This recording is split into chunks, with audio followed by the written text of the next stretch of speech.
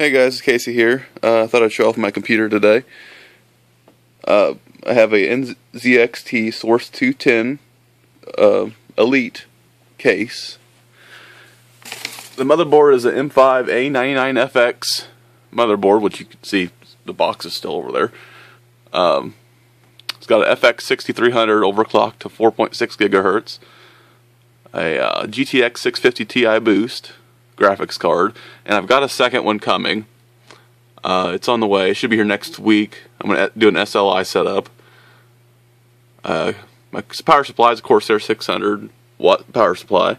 I've got a 1 terabyte Western Digital Blue for mass storage, and my boot drive is a 120 gigabyte Kingston SSD, which I got on sale for like $60, which is pretty good for a damn SSD.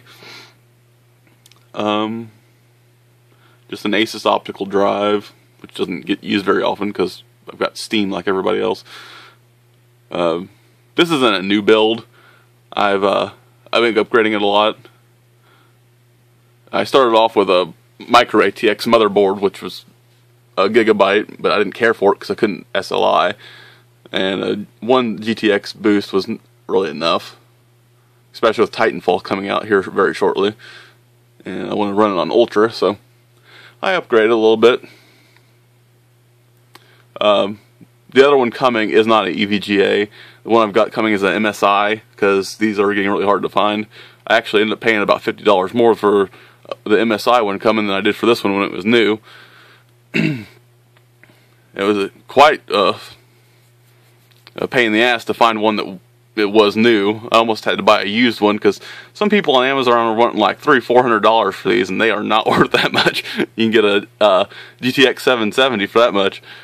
But I finally found one for a little less than $200, so it'll be here next week. I got 2 DIMM slots open, so I'm going to upgrade to 16 gigs. And then I've just got basic fans, and well, these top ones are kind of dirty, but I need to clean those out. But the liquid cooling I just installed last week. A lot of people had problems with this. I don't know why. You just follow the instructions. The instructions are kind of hard to understand in the fact that the pump power needs to go to a system fan connector on the motherboard, or a 4-pin Molex connector adapter. Because if you plug it into the CPU fans, it doesn't give a constant 12 volts, and it makes noise, and then everybody bitches about noise when they just didn't follow the instructions properly. But the fan that comes with it is a PMW fan, or a PWM fan, and that you plug to your CPU, and that way your motherboard can adjust fan speed as it gets hotter. I ran this for about 3 hours on Prime 95, and it doesn't get too hot. The fan gets up to about 80%, and it stabilizes, so it's not too bad. And I don't think I'm going to run anything that's going to max out the CPU anytime soon, so like a Prime 95 does. So it's a pretty good build. I mean, I'm just trying to rush through this thing so this video's not too long, but I got another 140 millimeter fan here on the side.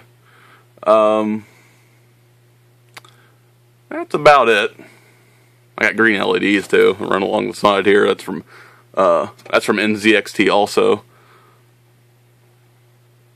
That's pretty much it.